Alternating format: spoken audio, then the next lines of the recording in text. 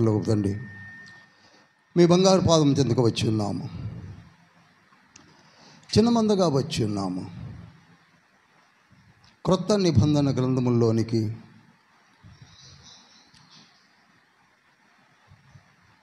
మేము ధ్యానించుటకు ఆయుత్తపడుతుండగా మీ ప్రసన్నత మా మధ్య నిలపండి. మా మనోనేత్రములను వెలిగించండి. యేసయ్య, మా చేతులు పట్టుకొని నడిపించండి. పరిశుద్ధాత్మదేవ, మా మధ్య మా మనోనేత్రములను వెలిగించి వినగల చెవులను హృదయములను ప్రసాదించి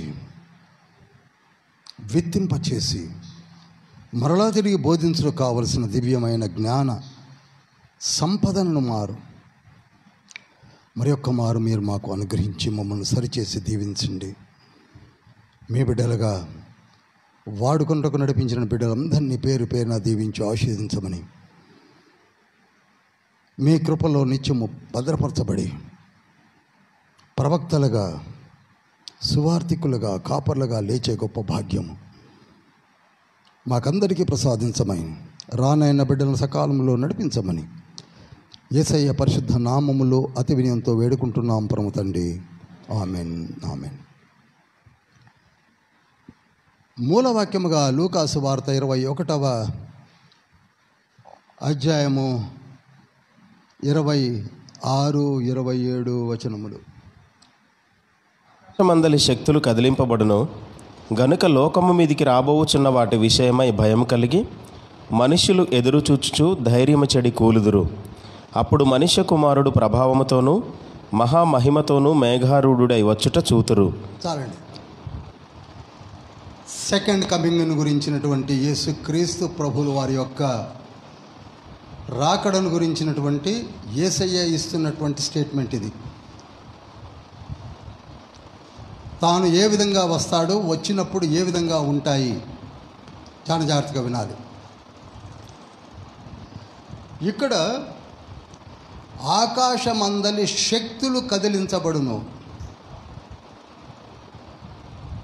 చాలా జాగ్రత్తగా నోట్ చేసుకోండి. ఆకాశమందలి శక్తులు కదిలించబడును కనుక అని లేఖనం సాగుతుంది ముందుకి. ప్రభు రాకడ ముందు జరిగేది ఏమిటనగా ఆకాశమందలి శక్తులు కదిలించబడును. అసలు విశ్వములో అతి శక్తిమంతుడు ఎవరంటే సుప్రీం గాడ్. ఈ విశ్వములో అతి శక్తిమంతుడు ఎవరండి? సుప్రీం గాడ్, నిత్యుడగు తండ్రి, అద్వితీయుడైన తండ్రి,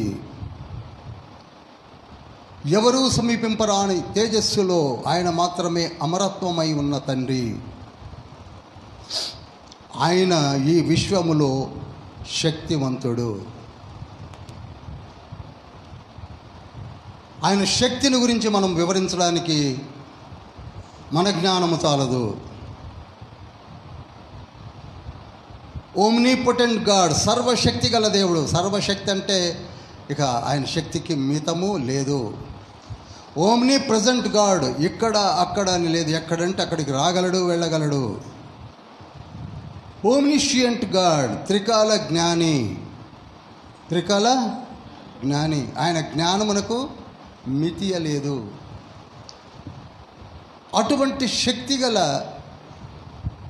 దేవుని గురించి పరిశుద్ధ బైబిల్ గ్రంథములో 66 పుస్తకాలలో లిఖించబడి ఉన్నది. అందుకే మనం పాట కూడా పాడతాం కదండి. యుగ యుగములకు సజీవుడగు మా యేసునికిదే మా స్తోత్రగానము, తరతరములకు తండ్రి అయినా ప్రభువునకిదియే స్తుతిగానము, యుగ యుగములకు సజీవుడగుమా యేసునికి. ఎందుకని అక్కడ యేసు అనే మాట వాడుతున్నాడంటే ట్రినిటీలో యేసయ్యకున్న ఇంపార్టెన్స్ని.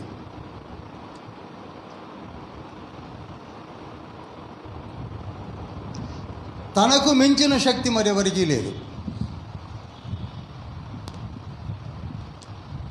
ఆ దేవుడే సర్వ సృష్టికి ఆది సంభూతుడు, ఆధారము. ఆయన కనుసైగలలోనే సర్వ సృష్టి కూడా నిర్మాణము జరిగిస్తూ ఉన్నాడు. మనకు తెలిసి పరిశుద్ధ బైబిల్ గ్రంథంలో మనకిచ్చిన ఇన్ఫర్మేషన్ ప్రకారంగా మొట్టమొదటిగా మనం తెలుసుకున్నది భూలోకము. ఆదియందు భూమి ఆకాశం అని ఫస్ట్ భూమిని గురించి తెలుసుకున్నాం. మనకు ఒక లోకం తెలుసు, అదేమిటండి? చెప్పాలి, భూలోకము. రెండవది అక్కడికి ఆగకుండా తండ్రి ఇంకొక లోకాన్ని పరిచయం చేశాడు. ఆ లోకమే దేవదూతల లోకము. దేవదూతల లోకము ఉన్నది అని పరిచయం చేశాడు. మరీ ఎక్కువగా ప్రకటన గ్రంథములో వివరణనిచ్చాడు. 4వ అధ్యాయం, ప్రకటన గ్రంథము 4వ అధ్యాయం 5వ అధ్యాయంలో ఆ దేవదూతల లోకములో ఉన్నటువంటి దూతల గణములను గూర్చి వివరించాడు. ఆ తర్వాత 3వ లోకము ప్రకటన గ్రంథము 21వ అధ్యాయములోనే మనము ఉండబోవు పరిశుద్ధ యెరూషలేము లోకము. బైబిల్లోనే ఉంది. ఇవన్నీ ఉన్నాయి రికార్డెడ్గా, మీరు ఎవరికైనా చెప్పచ్చు. ఇక్కడ కొందరు మిడిమిడి జ్ఞానంతో ప్రశ్నలు వేసుకొని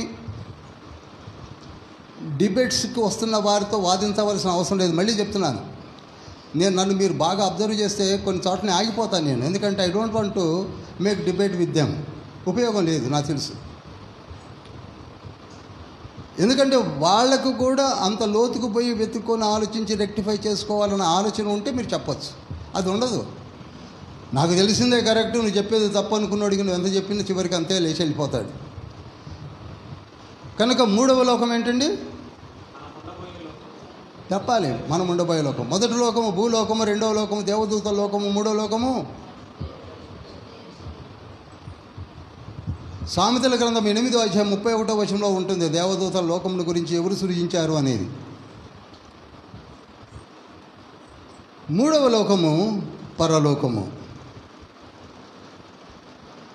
4వ లోకము నిత్య నరకం అనే లోకం. అది ఎందుకు లోకం అంటున్నారంటే అక్కడ యుగ యుగములు ఈ ఆత్మలు ఉండబోయే స్థితి. ఏమండి? అదే నరకము అంటున్నాము, నరక లోకము అంటున్నాం. ఎన్ని లోకాలైనవి? 4 లోకాలు. ఇవి కాక ఇంకా కొన్ని లోకాలు ఉన్నాయి అని బైబిల్ తెలియజేస్తుంది. హెబ్రీ పత్రిక 1వ అధ్యాయము 1వ వచనంలో ఉంటుంది, ఆ కుమారునిచే ప్రపంచములను సృజించెను. ప్రపంచములను మనకు తెలియదు. ఈ చిన్ని బుర్రకు ఈ లోకముల గురించి తెలుసుకోవడానికే మనకు టైం లేదు. ఒక పుస్తకాన్ని చదవడానికే టైం లేదు. ఇక ఎవరో ఎక్కడి నుంచో వస్తున్నారట బ్రదర్, ముందు ఈ సంగతి చూడు.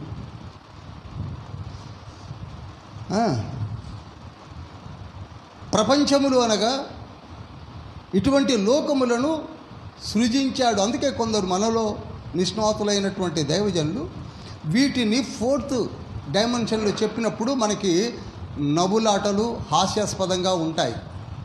అందులో ఎక్స్ట్రీమిటీకి వెళ్ళిన వాళ్ళ గురించి నేను మాట్లాడను.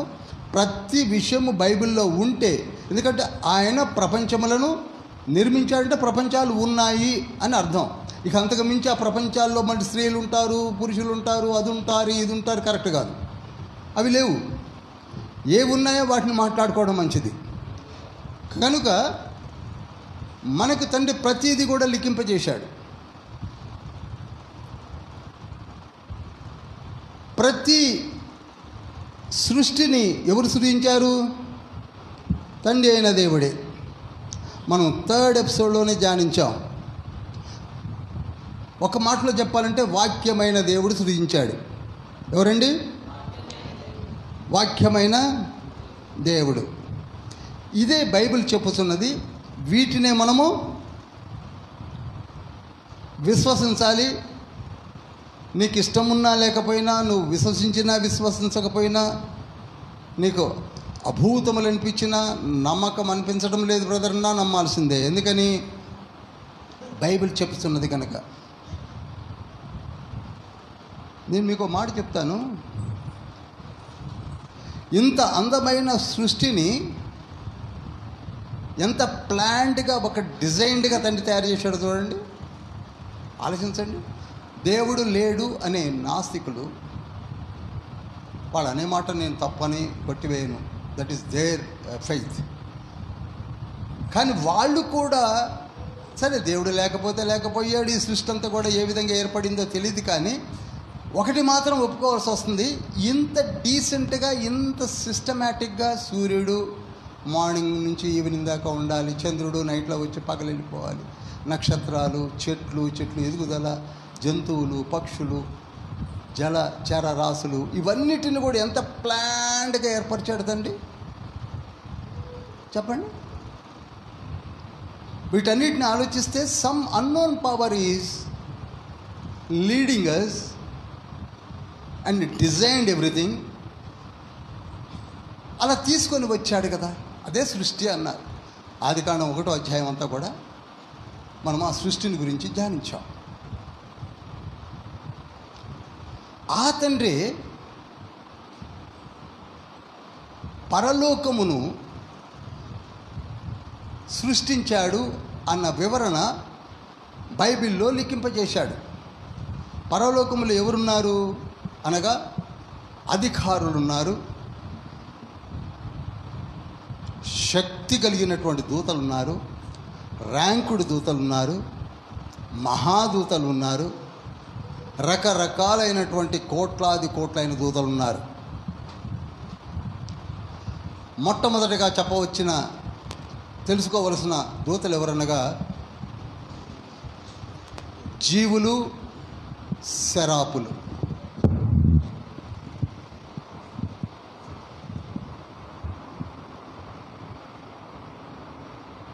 ఎవరండి?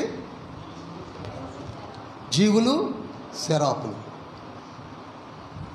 వీళ్ళు దేవదేవుని యొక్క సింహాసనము చుట్టూ ఉంటారు. Most powerful angels. తండ్రి ఎప్పుడు కూడా వారిని ట్రాన్స్పోర్ట్గా వాడుకుంటాడు. వీరికి 6 రెక్కలు ఉంటాయి, అనేక కళ్ళు లోపల వెలుపల ఉంటాయి. అవన్నీ కూడా మీరు ప్రకటన గ్రంథం 4వ అధ్యాయం 6 నుంచి 8 వచనాల్లో ధ్యానించవచ్చు. వీళ్ళని జీవులు, శరాపులు. శరాపులు అనే మాట మనకు యెషయా గ్రంథము 6వ అధ్యాయము 1 నుంచి 4 వచనాల్లో కనపడుతుంది. కనుక శరాపులు అని ఉంది కనుక నేను చెప్పాను. వాళ్ళ యొక్క ఆకార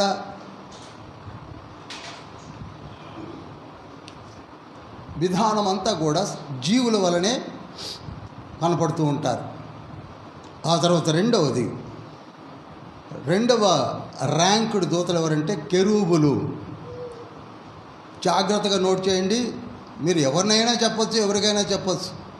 పరిశుద్ధ దైవ జ్ఞానము ఉంటే ఎవరికైనా చెప్పచ్చు. మనం ఏమి సొంతగా కల్పితాలు చెప్పటం లేదు. Everything is being recorded in the Bible. రెండవది ఎవరండి?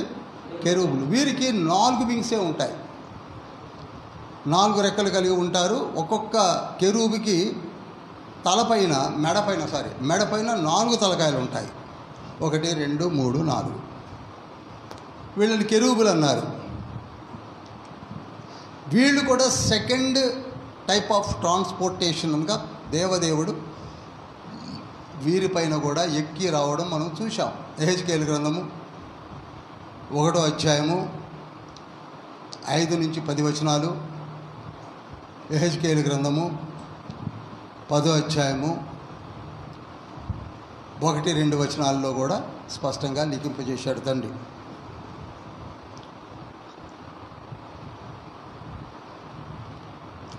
ఇక 3వ హైలీ ర్యాంకుడు దూతలు ఎవరంటే 24 పెద్దలు. ఎవరండి?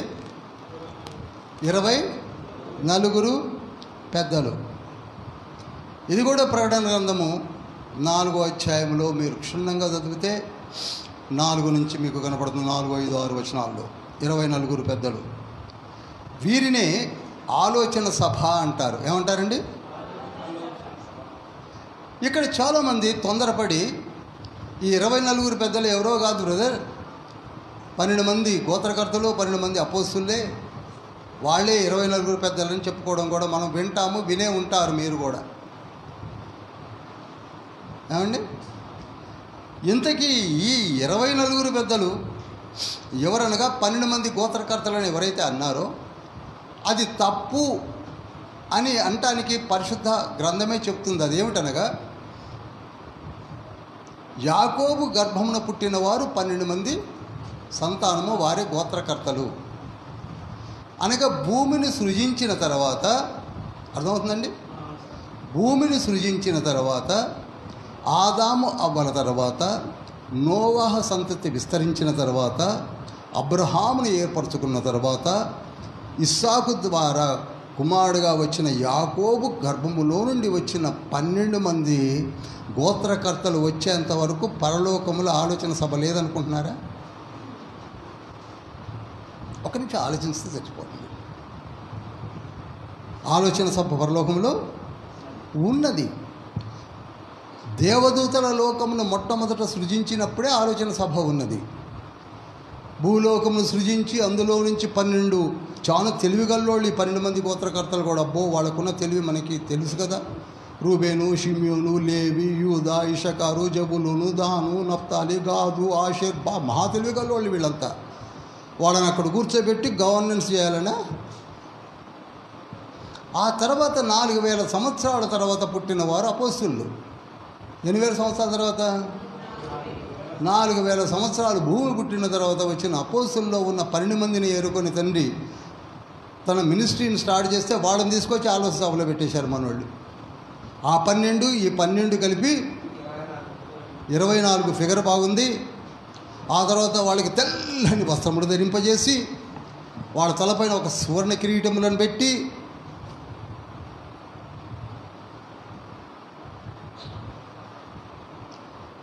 ఏం చెప్పాలో తెలియదు. అసలు ఒక దాన్ని అనౌన్స్ చేసే ముందు కొంచెం నేను మీకు అందరికీ నేర్పేది ఒకటేనండి. Are you having any supporting verses? No. యోబు గ్రంథమును రాసింది 1473 క్రీస్తు పూర్వం. యోబు గ్రంథములోనే 15వ అధ్యాయం 8వ వచనంలో ఎలిఫజ్ అంటున్నాడు, నీవు ఆలోచన సభలో చేరి ఉన్నవాడవా అన్నాడు. ఏమన్నాడు? అది ఎవరిని? యోబుని. యోబు ఎప్పుడు వాడు? క్రీస్తు పూర్వము 1473లో ఉన్నవాడు. ఆలోచన సభలో నువ్వు చేరి ఉన్నవాడవా అని అడిగితే ఇంకా అపోస్తులు పుట్టలేదు,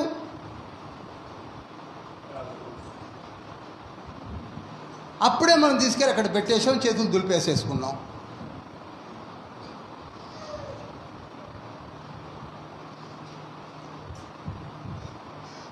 నాకు తెలిసి ఆ గోత్రకర్తలు ఎక్కడున్నారో పాపం, ఎప్పుడు తండ్రి తీసుకెళ్ళి పరదేశంలో పెట్టాడో పాపం, ఇవన్నీ తెలియకుండానే తీసుకెళ్ళి అక్కడ పెట్టేశారు. ఇంకా మీకు లోతులోనికి తీసుకెళ్తున్నాను. పరలోకములో ఎన్ని డినామినేషన్స్ అయిన ర్యాంక్డ్ దూతలు ఉన్నారో కొలసీ పత్రిక 1వ అధ్యాయము 15, 16 వచనాలు పెద్దగా చదవండి.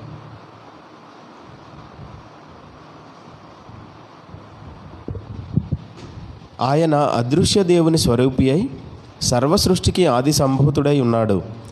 ఏలయనగా ఆకాశమందున్నవియు భూమి అందున్నవియు దృశ్యమైనవి కానీ అదృశ్యమైనవి కానీ అవి సింహాసనములైనను ప్రభుత్వములైనను. చూడండి, సింహాసనములైనను ప్రభుత్వములైనను ప్రధానులైనను అధికారములైనను సర్వమును ఆయనయందు సృజింపబడెను.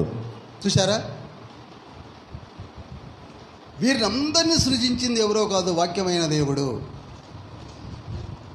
The word of God. ట్రినిటీలో మీకు చెప్తానులేండి. సబ్జెక్ట్ ఇక్కడే ఆగదు. రెగ్యులారిటీ మీకుంటే, అటెండెన్స్ ఉంటే అన్ని విషయాలు చెప్దామని నా కోరిక. ఈ పెద్దలతో, ఈ గవర్నమెంట్తో పరలోకంలో ఒక పార్లమెంట్ ఉందంటే, పార్లమెంట్ ఎవరు అనుకుంటున్నారు చెప్పండి? ఆలోచన సభ పార్లమెంట్. అది దేవదేవుడు తనకి ఏం కావాలో ఆ పార్లమెంట్కి చెప్పి పార్లమెంట్ చేత తయారు చేయించుకొని వాటికి స్టాంప్ కొట్టి మనకిస్తున్నాడు. ఇప్పుడు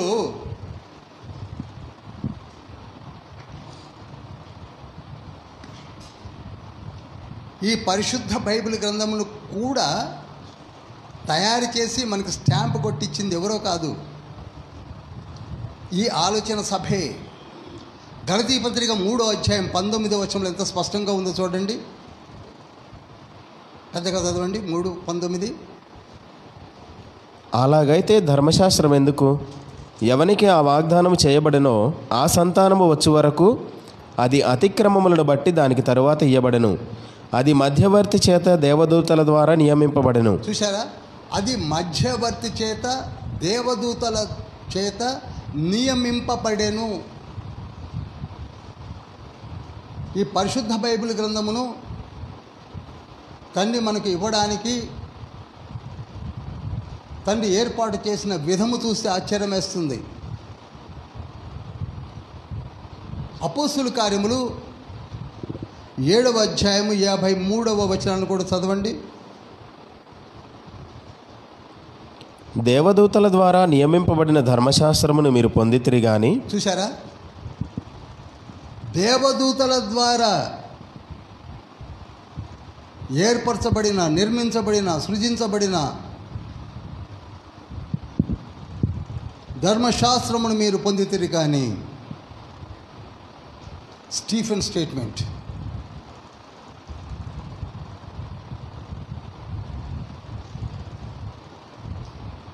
ఇప్పుడు మనకి తెలిసి హైలీ ర్యాంక్డ్ దూతలు ఎవరనగా శరాపులు, జీవులు, తర్వాత కెరూబులు, తర్వాత 24 పెద్దలు. 24 పెద్దలే ఆల్మోస్ట్ ఆల్ పరలోకపు పార్లమెంటు. వాళ్ళే కంప్లీట్ గవర్నమెంట్ని ఇటు భూమిపైన కావలసిన సదుపాయాలు కానీ, అటు ప్రపంచాలకు కానీ, అటు ఈవెన్ మనము వెళ్ళబోయే లోకమును సిద్ధపరచడానికి కానీ వీటన్నిటిని ఎవరి ద్వారా ఏర్పరుస్తున్నాడు?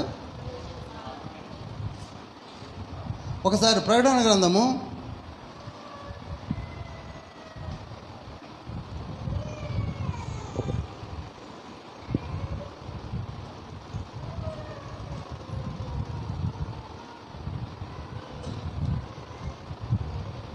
21వ అధ్యాయము 12వ వచనము. ఆ పట్టణమునకు ఎత్తైన గొప్ప ప్రాకారము 12 గుమ్మములను ఉండెను. ఆ గుమ్మముల యొద్ద 12 దేవదూతలు ఉండేది. తండ్రి ఏదైతే వర్క్ అసైన్ చేస్తున్నారో వారు అవి చేస్తూనే ఉన్నారు. దేవదూతల లోకమును కూడా ట్రిమ్ చేయడానికి తండ్రి ఎందుకు అక్కడ నిలబెట్టాడు వాళ్ళని? ఆలోచించాము ఎప్పుడన్నా? కనుక దూతలకు certain amount of job assign చేశాడు. ఇదంతా పెద్ద లోతైన సబ్జెక్ట్ గురించి చెప్తున్నాను నేను మీకు. ఇంత మాత్రమే కాక మార్నింగ్ స్టార్స్ ఉన్నారు, ఉదయకాల నక్షత్రములు ఉన్నాయి. అంటే నక్షత్రములు అనగా నక్షత్రముల వంటి దూతలు ఉన్నారు, మహాదూతలు ఉన్నారు. యోబు గ్రంథము 38వ అధ్యాయం 7వ వచనంలో ఉంటుంది. ఎవరండి వారు? చెప్పాలి. ఉదయకాల నక్షత్రాలు. ఇంతవరకు అర్థమైందా? ఆ ఉదయకాల నక్షత్రము వంటి వాడే ఒక తేజో నక్షత్రమైనటువంటి, ఒక కెరువు అయినటువంటి, ఒక లూసిఫర్ అని చెప్పబడే సాతానుగా మారినటువంటి అపవాది. అందుకే యెషయా గ్రంథము 14వ అధ్యాయం 13వ వచనంలో అనుకుంటా, తేజో నక్షత్రమా నీవేళ ఆకాశం నుండి పడి. అది కనుక ప్రియులారా, ఇక్కడ శక్తి కలిగినటువంటి మహాదూతలు ఉన్నారు. ఎక్కడున్నారు? పరలోకములో శక్తి కలిగినటువంటి. మీరు అందుకే ప్రకటన గ్రంథం చదివితే అసలు ఎంత పవర్ కలిగినటువంటి దూతలు ఉన్నారో నేను చదివి వాటిని వేరుకుంటూ ఉన్నప్పుడు నాకే భయం వేసింది. ఒక రకంగా భయం వేస్తుందండి. అంతటి పవర్ఫుల్ దూతలు ఉన్నారు. ఒక దూత వచ్చి నిలబడితే భూమి ప్రకాశించును అని ఉంటుంది ప్రకటన గ్రంథం 18వ అధ్యాయం 2వ వచనంలో. ఒక దూత మహాబలిష్ఠుడైన దూత అని ఉంటుంది ప్రకటన గ్రంథం 5వ అధ్యాయం 2వ వచనంలో. బలిష్ఠుడైన దూతలు, ప్రకాశించే దూతలు, మార్నింగ్ స్టార్స్ను సైతము బంధించి గొలుసులు వేసి పాతాళానికి ఇసిరివేసే దూతలు ఉన్నారు. ప్రకటన గ్రంథం 20వ అధ్యాయం 1-2 వచనాల్లో మహాదూతలు ఉన్నారు. వీళ్ళందరినీ సృష్టించింది ఎవరు?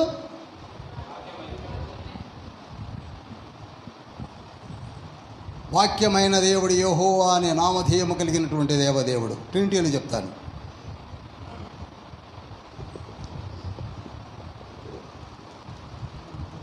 ఇప్పుడు మొదటి పేతురు పత్రికలోకి వెళ్దామా? 3వ అధ్యాయం 22వ వచనము.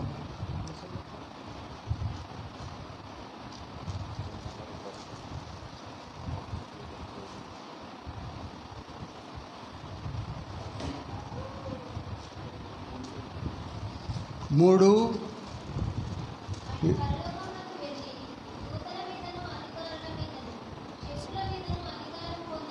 చూడండి, ఎందుకంత క్లియర్గా మెన్షన్ చేయవలసి వస్తుంది ఆలోచించండి. ఆయన పరలోకములోనికి వెళ్ళి, ఎవరు పరలోకములోనికి వెళ్ళి, ఎప్పుడు వెళ్ళి ఆయనను సిలువ మీదకి ఎక్కించి ఇక చనిపోయాడనుకొని సంబరపడుతున్న ఆ తరుణములో యేసయ్య ఏమయ్యాడట? 3వ దినమున తిరిగి లేచి పరలోకానికి వెళ్ళి, ఏదో వెళ్ళిపోయి అక్కడ పక్కన కూర్చోలే, ఏం చేశాడట? దూతల మీదను, అధికారుల మీదను. వినండి, దూతలు అనగా ఇప్పుడు వరకు చెప్పానే, కెరూబులు కానీ సెరాపులు కానీ ఎవరైనా కానీ, 24 పెద్దలు కానివ్వండి, ఎవరైనా కానివ్వండి, లేదా మార్నింగ్ స్టార్స్ కానివ్వండి, ఎవరైనా కానివ్వండి, మహాబలిష్ఠ దూతలు కానివ్వండి, ఎవరైనా కానివ్వండి, వీళ్ళందరి మీద మహా అధికారులు కలిగినటువంటి దూతల మీదను, శక్తుల మీదను, ఇంకా పవర్ కలిగినటువంటి శక్తులు ఏవైతే ఉన్నాయో వారి మీద కూడా అధికారము పొందిన వాడే దేవుని కుడి పార్శ్వమున ఉన్నాడు. దేవుని కుడి పార్శ్వమున ఉన్నాడు అన్న స్టేట్మెంట్ ఎందుకు వచ్చిందనగా, పునరుద్ధానుడైన తండ్రి ఎక్కడికి వెళ్ళి కూర్చున్నాడు? దేవుని కుడి. నరరూపిగా ఇలా భువికే తెంచినవాడు, కరుణతో తన నరులను కాచినవాడు. జాగ్రత్తగా వినండి ఇవి. నరరూపిగా ఇలా భువికే తెంచినవాడు,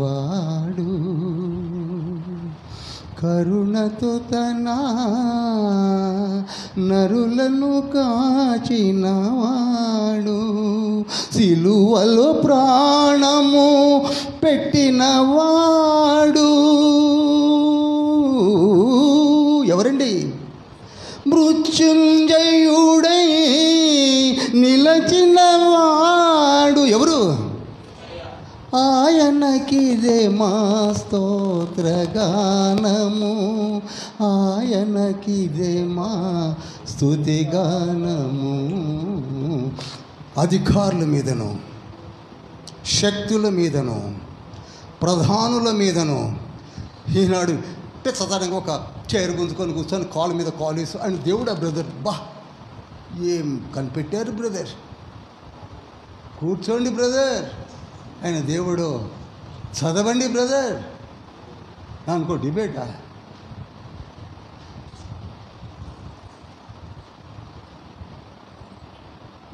ఇంకా లోతులో తీసుకెళ్తే మీకు అసలు మైండ్ బ్లాక్ అయితే నేను చెప్తున్నాను. 3rd and 4th స్టేజెస్లో తీసుకెళ్తాను. ఇంకా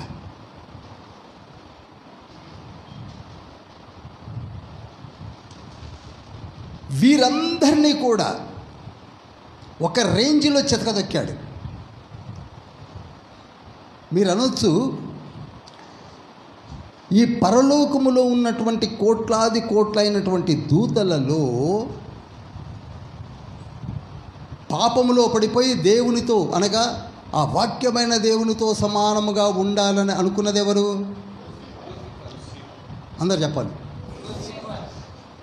అలా నేనుంటే బాగుండు, అంత జ్ఞానం నాకు ఉండాలి. అందరూ లేచి వందన సమర్పణాలు చేయాలి, కిరీటాలు తీసి నా ముందు సాష్టాంగపడి పరిశుద్ధుడు పరిశుద్ధుడు పరిశుద్ధుడు అనాలి. నేను కూడా వందన సమర్పణ స్వీకరించాలి అని అనుకున్నవాడు తాను పోతూ పోయాడు.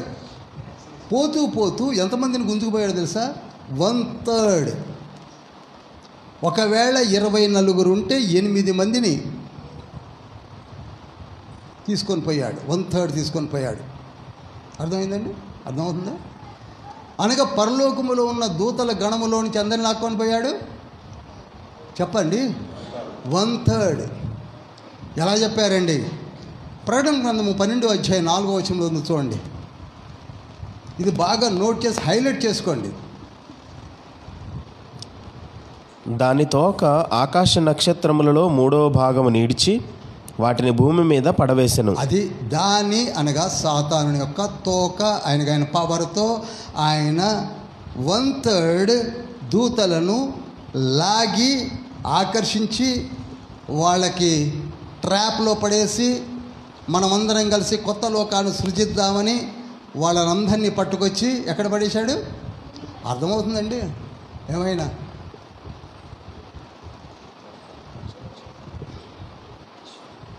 ఇప్పుడు మనస్థితి అదే. ఇప్పుడు మనస్థితి కూడా అదే. మనం ఎందుకు రాలేకపోతున్నాం, ఎందుకు చదవలేకపోతున్నాం, ఎందుకు ప్రార్థించలేకపోతున్నాం, ఎందుకు గట్టిగా నిలబడలేకపోతున్నాం అనగా మనం కూడా ట్రాప్లో ఉన్నాం. సాధారణ మనలను కూడా ఇంకెందుకయ్యా ఊకే బైబిల్ స్టడీ అంటారు, చర్చ్ అంటారు, ప్రార్థనలు అంటారు, ఉపవాసాలు అంటారు, స్త్రీల మైత్రి అంటారు, క్రూసేడ్స్ అంటారు, మీకేం పని పాట లేదా అని ట్రాప్లకు గుందబట్టే రావట్లేదు మనం.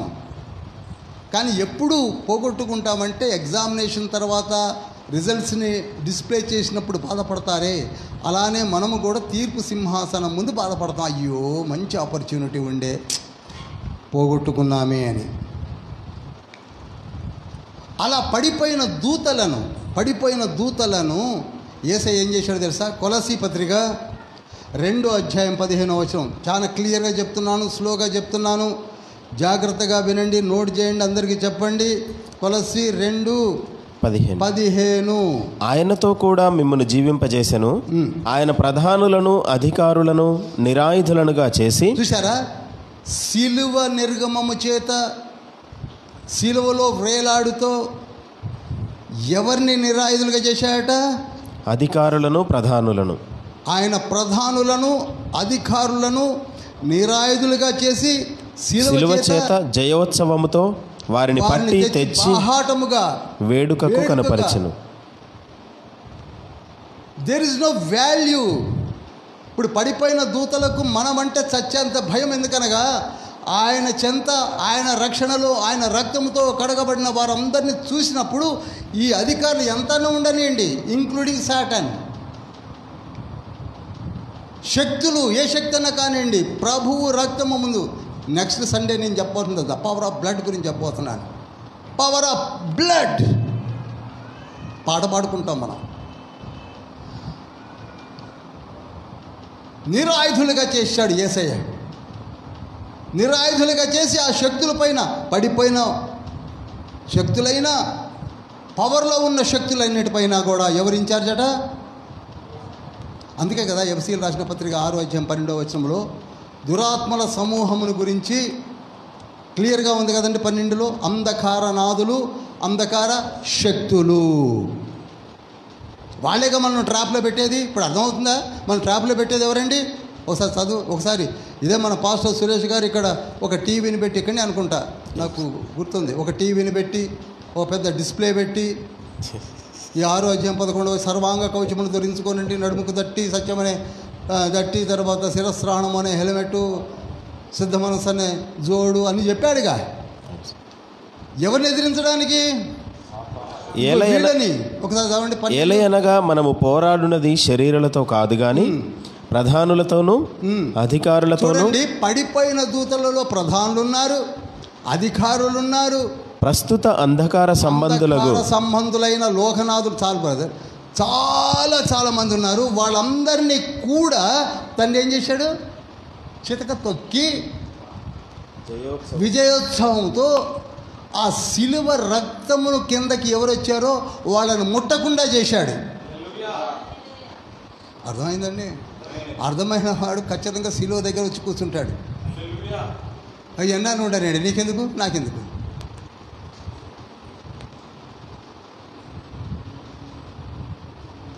అందుకే అక్కడ యేసయ్య అన్నాడు. యేసయ్య ఫస్ట్ మూల వాక్యాన్ని నేను లాస్ట్లో చెప్తే మీకు ఆశ్చర్యం కలిగిద్ది. చెప్తాను దాన్ని కూడా, ఖచ్చితంగా చెప్తాను.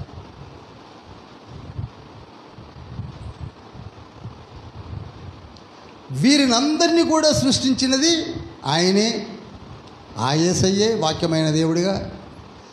వీరందరినీ చితకదొక్కింది కూడా ఆయనే. క్రీస్తు యేసు అనే నామధేయంతో పరలోకంలో కూర్చొని శాసిస్తున్నది ఆయనే. అందుకే ఈ దూతలు వీరందరూ గడగడగడగడగడలాడి వణుకుతూ ఉన్నారు. ఇంతవరకు అర్థమైందండి? హల్లెలూయా. అయితే ఇంకా ట్రై చేస్తున్న దూతల యొక్క ప్రభావం ఏమిటంటే, పరలోకంలో ఎలాగో పోగొట్టుకున్నాం, ఇక భూమిపైన ఎస్టాబ్లిష్ చేసుకుందాం. పరలోకం పోయింది, ఛాన్స్ పోయింది. ఈ భూమిపైన చూసారు కొందరు మనలో కూడా కనపడుతూ ఉంటారు కొన్ని క్యారెక్టర్స్. అన్నీ పోయినా ఇంకా ఏదో ఉందనుకుంటారు. ఆ బాపుతోడే సాతానుడు, సాతాను యొక్క అనుచర గణము.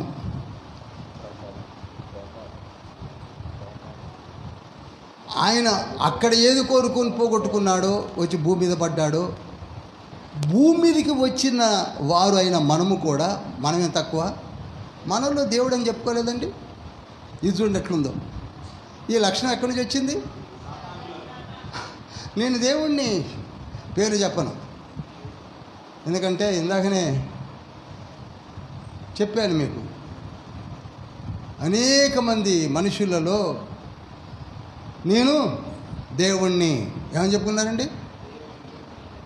మానవుడు దేవుడు ఎలా అవుతాడు? ఒకవేళ మానవుడే దేవుడైతే ఆయనకు ఉండవలసిన లక్షణాలు ఏమిటి? దేవుడి యొక్క ఏర్పాటు ఎలా ఉంటుంది? దేవుని నడవడి ఎలా ఉంటుంది? ఇవన్నీ కూడా ప్రూవ్ చేస్తూ ముందుకు సాగాలి కదా. బర్కోష్ బాను అని రాసుకోండి. బర్కోష్ బాను అనే ఒక వ్యక్తి నేను దేవుణ్ణి అన్నాడు, అడ్రస్ లేకుండా పోయాడు. తర్వాత అబుల్ ఫియానా రాసుకోండి పేరు, అబుల్ ఫియానా నేను దేవుణ్ణి అన్నాడు, కనపడకుండా పోయాడు. సరే, ఇంకా చాలామంది పేర్లు చెప్పడం నాకు ఇష్టం లేదు, మీకు తెలుసు. అందరు దేవుళ్ళే అన్నారు. అయితే ఈ దేవుళ్ళు అనేవారు చనిపోయి తిరిగి లేచారా? ఇది క్లారిటీ. చెప్పుకోవడానికి నువ్వు చెప్పొచ్చు, నేను చెప్పొచ్చు, నేను దేవుణ్ణి అని. ఇప్పుడు రేపు యాంటీక్రైస్ట్ రాబోతున్నాడు, తాను కూడా దేవుణ్ణి అని రాబోతున్నాడు. ప్రకటన గ్రంథం 13వ అధ్యాయం, ప్రకటన గ్రంథం 17వ అధ్యాయంలో I'm the almighty God of heavens అని రాబోతున్నాడు. ఆయనే పట్టుకొని నరకంలో పారేయడం కనపడద్దు. దేవుడు అనేవాడు సర్వశక్తి గల వాడై ఉండాలి, ఫండమెంటల్. దేవుడు అనేవాడు చాలా క్వాలిటీస్, మొట్టమొదటి చెప్పాను కనుక నేను చెప్పవలసిన అవసరం లేదు. ఒకప్పుడు ఆదికాండము 11వ అధ్యాయం 7వ వచనంలో, ఆదికాండము 10వ అధ్యాయం 8వ వచనంలో ఒక నిమ్రోదు అనేవాడు కూడా నేను దేవుని వలె ఉండాలనుకున్నాడు. ఆదిలోనే అనుకున్నాడు దేవుని వలె ఉండాలని. అందుకే రేపటి దినాన రాబోతున్నటువంటి యాంటీ క్రైస్ట్ కూడా 50% మనిషి, 50% ఈ నిమ్రోదు క్వాలిటీస్తో రాబోతున్నాడు. 100 కాదు, 100 అంటలు గుర్తుపెట్టుకోండి. 50. ఆ ఆత్మ కలిగినటువంటి, చీకటి శక్తుల ఆత్మ కలిగినటువంటి ఒక మానవ రూపిగా రాబోతున్న వాడే దేవుణ్ణి అని చెప్పుకోవడానికి వస్తున్న యాంటీ క్రైస్ట్.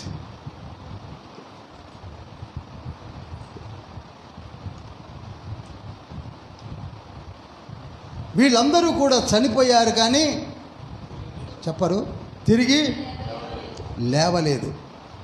తిరిగి లేవలేదు. దేవదూతలలో కూడా మనము చాలా వరకు బైబిల్ చదువుతున్నప్పుడు కన్ఫ్యూజ్ అయ్యాం. మన మధ్యలో కొన్ని డాక్టర్స్ కూడా, జాగ్రత్తగా వినండి, ప్రతిదీ కూడా జాగ్రత్తగా వినండి. మీకు ఏమైనా డౌట్ ఉంటే నా నంబర్ కూడా డిస్ప్లే అవుతుంది, ఫోన్ చేసి తెలుసుకోండి, తప్పేం లేదు. I'm free always. నా డ్యూటీ ఏం లేదు, బైబిల్ చదువుకోవడం తప్ప వేరే ఏమి ఉండదు. పోతే కొంచెం టైం తీసుకుంటాను ఒకవేళ నేను బిజీగా ఉంటే. ఆదికాండము 18వ అధ్యాయంలో కనపడినటువంటి దూతలు కావచ్చు, ఆదికాండము 19వ అధ్యాయంలో కనపడినటువంటి 2 దూతలు కావచ్చు, న్యాయాధిపతుల గ్రంథము 6వ అధ్యాయంలో కనపడినటువంటి గిద్యోను ఎదురుగా కనపడినటువంటి దూత కావచ్చు,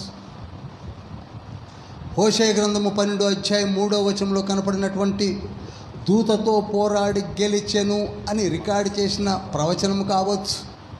ఈ దూతలను చూసి దూతలు అనుకున్నారు, ఇప్పటికీ వాదిస్తూ ఉంటారు డిబేట్లో కూర్చొని చక్కగా. అక్కడ దూత ఉంది కదా బ్రదర్, అది దూత, దేవదూత, దూత, ఎన్ని చూపించాలి మీకు అని చెప్తూ ఉంటారు. కాదంట్లా. ఆ తర్వాత ఉన్న మాటలేంటి బ్రదర్ అని అడిగితే సమాధానం చెప్పరు, లేచి వెళ్ళిపోతారు. అంత మాత్రమే కాదు, దూతలకు లేని అధికారములు. ఒకసారి నేను చెప్పాను, పాత నిబంధన బుక్స్లో చెప్పాను, మళ్ళీ చెప్తాను, నోట్ చేయండి. మళ్ళీ చెప్తాను, ఇది 2వ సారి చెప్తున్నాను. దూతలకు లేని అధికారములు.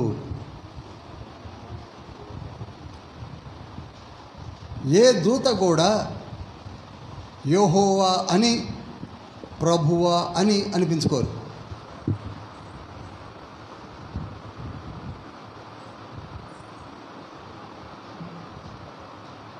ఏంటండి? యెహోవా అని, ప్రభువా అని అనిపించుకోరు. నిర్గమకాండము 3వ అధ్యాయం 2-6 వచనాలు రెఫరెన్స్.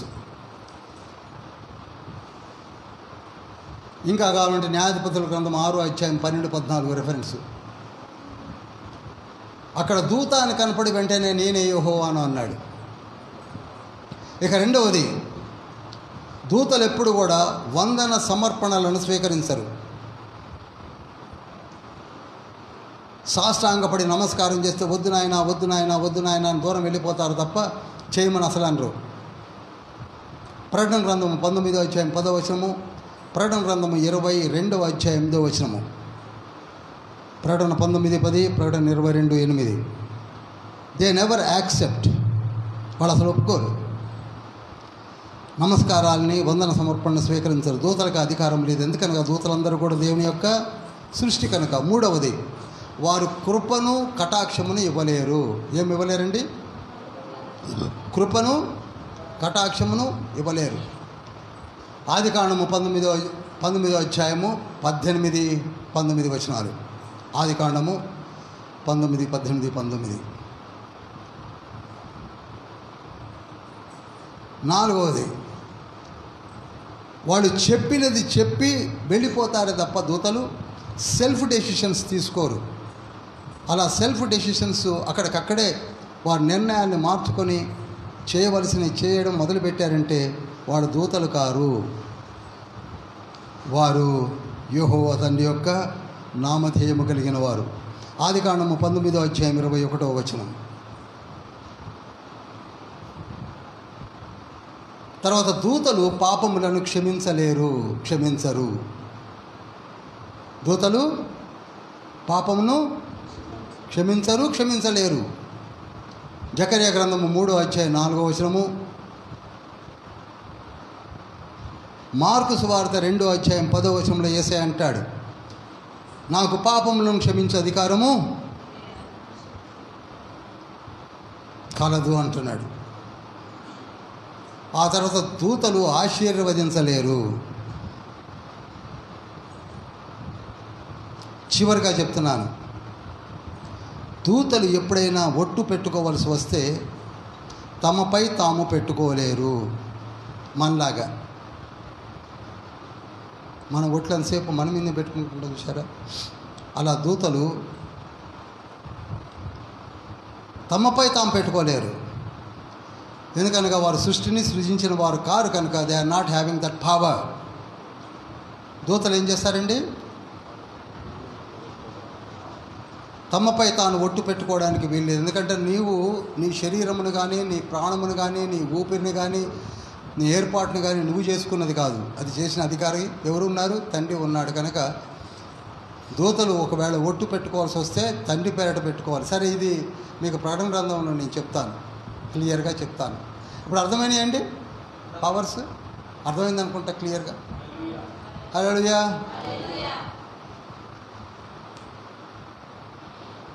ఇప్పుడు గబగబ సబ్జెక్ట్లోకి వెళ్ళిపోతున్నాను, లేదా ఇంకొక 5th ఎక్కడ తీసుకునే నేను. ఆదికాండము 3వ అధ్యాయం 15వ వచనము మూల వాక్యం కదండి మనకి. మొదటి నుంచి చెప్పుకున్నది అదే కదా. ఏది ఇంట్రడక్షన్ వాక్యం అదే కదా. అదే మళ్ళీ ఎత్తుకున్నాను. సాతానుడు అప్పుడు ఏం చేశాడంటే, స్త్రీయందు యేసుక్రీస్తు రాబోచున్నాడని ఎరిగినవాడే శత విధాల 39 పుస్తకాలలో ఆ యేసయ్యను రాకుండగా ప్రయత్నం చేశాడా లేదా? చేశాడు. మీకు తెలుసు కదా, చేశాడా లేడా? ప్రయత్నం చేశాడు. 39 పుస్తకాలలో ఏ విధంగా ప్రవచన పురుషుడు రాకుండా ప్రయత్నము చేశాడా లేదా? అయితే యేసయ్య ఆగిపోయాడా? ఆగిపోలేదు. యేసయ్య పుట్టాడు, యేసయ్య వచ్చాడు.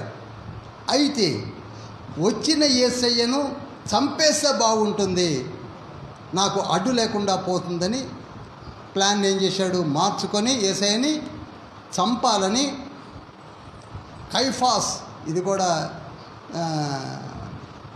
యోహాను సువార్త 11వ అధ్యాయంలో ఉంటుంది. కైఫాను, అప్పుడే ప్రధాన యాజకుడైన కైఫాసును పట్టుకొని ఆ ఆలోచన రేకెత్తించి యేసయ్యను చంపడానికి మాస్టర్ ప్లాన్ వేసుకున్నాడు. అర్థమైంది? ఇది యేసయ్యను చంపించాలనుకున్నాడా లేదా? చెప్పండి. అనుకున్నాడు. కానీ చంపాననుకున్నాడు. కానీ యేసయ్య ఏమయ్యాడంటే, చనిపోయినట్టుగా కనపడిన యేసయ్య తిరిగి పునరుద్ధానుడయ్యేసరికి చతికిల పడిపోయాడు. చప్పట్లు కొట్టి మహింపరచండి.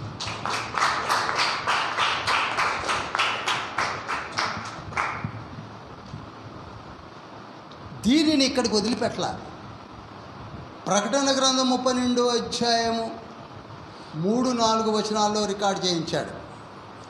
ఏమని? సాతానుడు ఏ విధంగా యెరూషలేములో నుండి బెత్లెహేము అనే పట్టణంలో పుట్టిన యేసయ్యను చంపాలని తాను ఎదురు చూసి, ఆ స్త్రీ ఎదురు, అది ప్రకటన గ్రంథంలో చెప్తాను కానీ మీకు ఎక్స్ప్లెయిన్ చేస్తున్నాను. ఎదురు చూసి యేసయ్యను చంపేసి తను సంతోషించాలనుకున్నాడు. ఒక్కసారి చదువుతారా? ఇప్పుడు 4 చదివాం కదా, 5 చదవండి చాలు. సమస్త జనములను ఇనుపదండముతో ఏలనయున్న ఒక మగ శిశువును ఆమె కనగా, ఆమె శిశువు దేవుని యొద్దకును ఆయన సింహాసనము వద్దకును కొనిపోబడెను. అది ఏమయ్యాడు? పునరుద్ధానుడయ్యాడు, లేచాడు, తండ్రి ఎద్దుకు వెళ్ళిపోయాడు. ఇప్పుడు సాతానుడు ఏం చేస్తాడు చెప్పండి? ఏం చేయగలడు? ఏం చేయలేకపోయాడు. దీనినే దానియేలు గ్రంథం 7వ అధ్యాయం 13వ వచనంలో కూడా రికార్డ్ చేశాడు. దానియేలు 7:13. దానియేలు 7:13. రాత్రి కలిగిన దర్శనములను నేను చూచుచుండగా ఆకాశ మేఘారూఢుడై మనుష్య కుమారుని పోలిన ఒకడు వచ్చి, సార్, ఆ మహావృద్ధుడు వాని సన్నిధిని ప్రవేశించి ఆయన సమ్ముఖమునకు తేబడెను. చాలు. ఇదే అక్కడ రికార్డ్ చేశాడు, అది ఇక్కడ దానియేలు గారు చెప్తున్నారు. చూడండి ఎంత పర్ఫెక్ట్గా ఉందో చూడండి. నిజం చెప్తున్నానండి, కూర్చొని బైబిల్ చదువుతుంటే వచ్చే ఆనందము అనుభవించడంలో తెలుస్తుంది.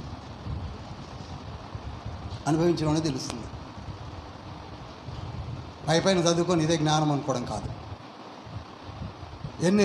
దానియేలు రికార్డ్ చేశాడు, అక్కడ యోహాన్ రికార్డ్ చేశాడు. యేసయ్యను చంపాలని చూశాడు. ముందు అసలు పుట్టకుండా ట్రై చేశాడు. పుట్టాడు, వచ్చాడు. పుట్టిన యేసయ్యను చంపాలనుకున్నాడు, చంపలేకపోయాడు. చంపాననుకున్నాడు కానీ పునరుద్ధానుడై యేసయ్య తిరిగి వెళ్ళిపోయాడు. ఎలా వెళ్ళాడో, ఎలా వెళ్తాడో దానియేలు ప్రవచించాడు. అపోస్తలుడైన యోహాను కూడా చెప్పండి రికార్డు చేశాడు. ఇప్పుడు యేసయ్యను సిలువపైకి ఎక్కించి గెలిచాడా ఓడాడా? గెలిచినట్టుగా గెలిచి ఓడిపోయాడు. అదే మాట కదా 3:15 జరిగింది. నువ్వు ఆయన మడం మీద కొడతావు, కొట్టాడు, ఆయన తల మీద చేత ఎక్కాడు అన్నాడు. కొన్నిసార్లు మన దగ్గర కూడా చాలామంది వచ్చి మనం ఓడించావు అనుకుంటున్నారు, కానీ వాళ్ళు చావు దెబ్బ తిన్నారన్న సంగతి వాళ్ళకి తెలియదు.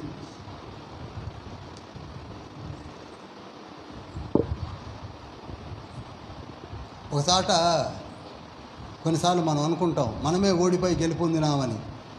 సాతానుడు అట్లా అనుకుంటున్నాడు.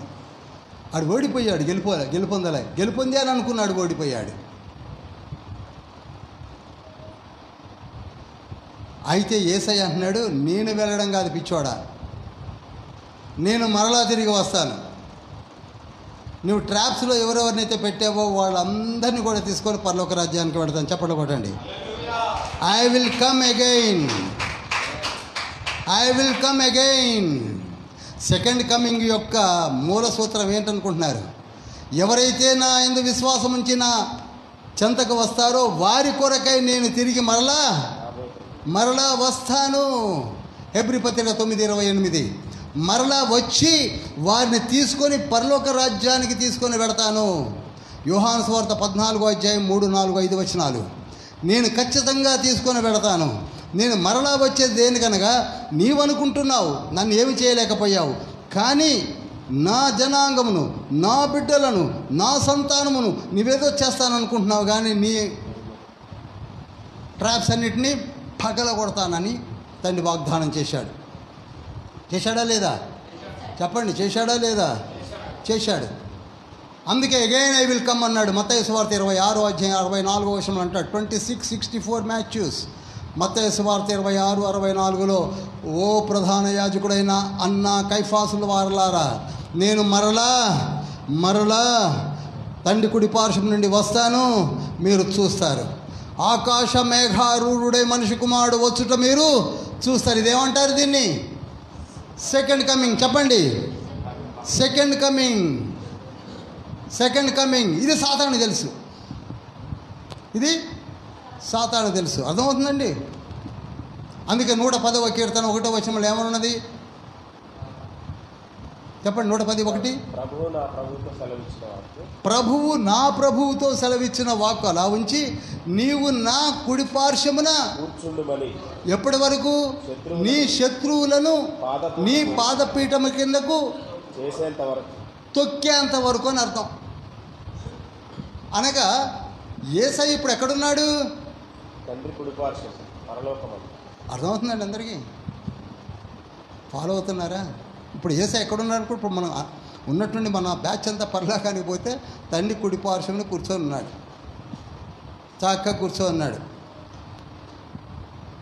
దేనికి అక్కడ ఉన్నాడు అనగా, తనకు శత్రువులు ఉన్నారట. మనకు తెలుసు కదా, ప్రధాన శత్రువు ఎవరు? సాతానుడేగా. ఇప్పుడు యేసయ్యను రాకుండా చూసింది ఎవరు? ఆకాశం నుంచి పడిపోయింది ఎవరు? 1/3 దూతలను పడగొట్టింది ఎవరు? ఇప్పుడు మన అందరిని చెడగొడుతున్నది ఎవరు? మనలో గర్వాన్ని పెట్టింది ఎవరు? ఆయనేగా. ఆయన అనుచరులే కదా. వాళ్ళని ముందు దొక్కాలిగా, పూర్తిగా మూసేయాలిగా. ఇంకొక శత్రువు ఉన్నాడు. ఆ శత్రువు ఎవరు అనగా మరణము. ఎవరండి? మరణము. ఈ 2 శత్రువులను తండ్రి తీసేసే వరకు తండ్రి కుడి పార్శ్వమున కూర్చొని ఉంటాడు అని కీర్తనకారుడు 110వ కీర్తన 1-2-3 వచనాల వరకు చెప్పాడు. అందుకే యేసయ్య కూడా అదే అడిగాడు. ప్రభువు నా ప్రభువుతో చెప్పిన వాక్కు అని దావీదునకు ఎలా చెప్పాడు చెప్పండారా ఓ శాస్త్రులారా, ఓ డీడీస్, ఓ పిహెచ్డీస్, ఓ ఎంటీహెచ్ఎస్ అని అడిగాడు. వాళ్ళు ఏం చెప్పలేకపోయారు.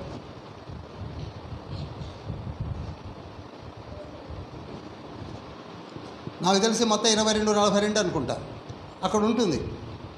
అడిగాడు, వాడు చెప్పలేకపోయారు.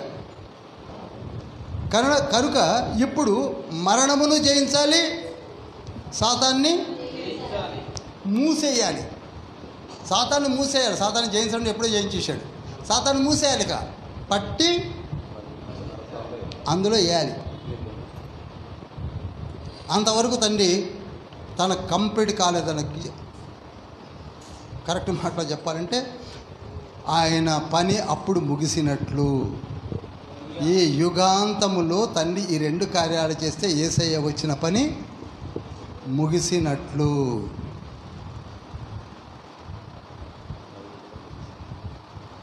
కనుక ఇప్పుడు సాతానుడు ఏం చేయబోతున్నాడు చెప్పండి? సాతానుడు ఏం చేయబోతున్నాడు? 2వ రాకడను ఆపితే బెస్ట్. అంతే.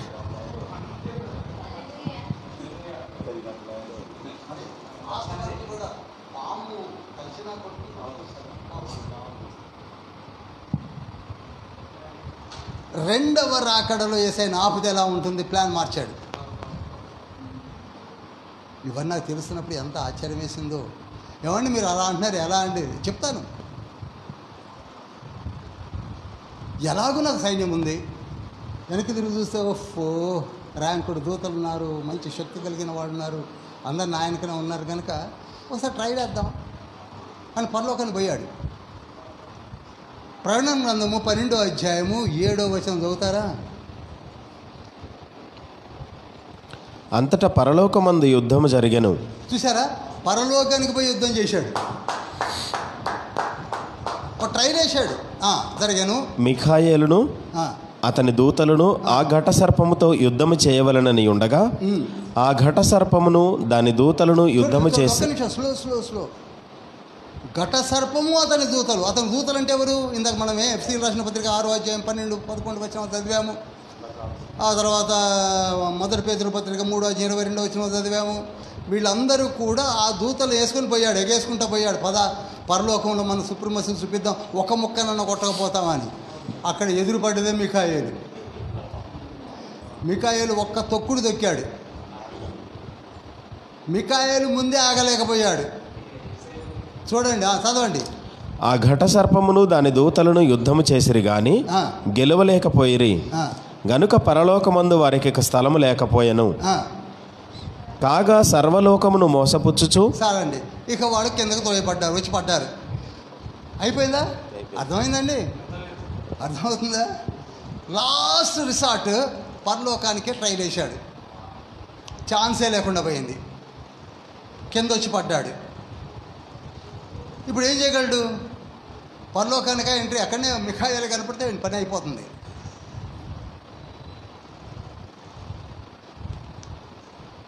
ఏదో మన దగ్గర ఉన్నటువంటి చిన్న చిన్న పిల్లలు ఉన్నారే, పాస్టర్స్ ఉన్నారు, వీడి దగ్గర పోదామంటే వాళ్ళు యేసయ్య నామములో వణికిచ్చేస్తున్నారు.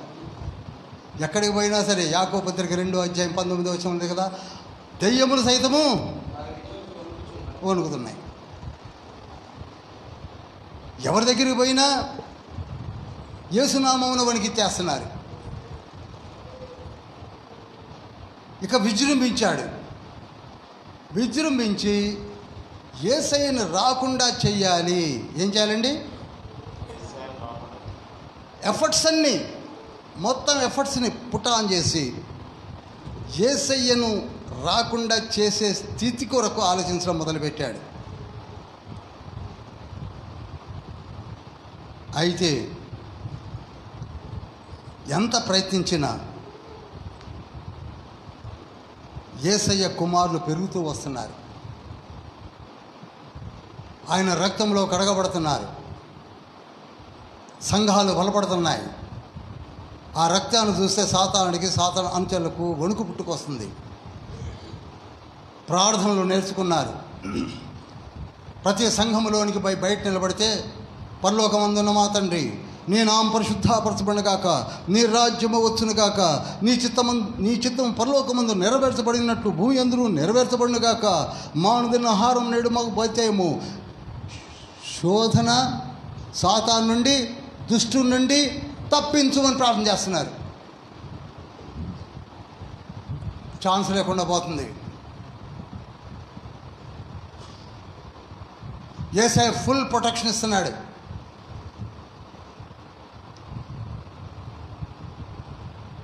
ఇక ఏం చేశారంటే, యేసయ్య వస్తాడు, ఎప్పుడు వస్తాడు, ఎలా వస్తాడు అనే ప్రాఫెసీస్ అన్నిటిని మూటగట్టుకొని ఆ క్యాలిక్యులేషన్స్ చేస్తూ, యేసయ్య మొట్టమొదటిసారి వచ్చినప్పుడు కూడా ఆ క్యాలిక్యులేషన్ చేసి వెతుక్కున్నారు. మీకు తెలుసా? ఐడియా ఉందా? యోహాను సువార్త 1వ అధ్యాయం 19వ వచనం చదవండి. 19, 20.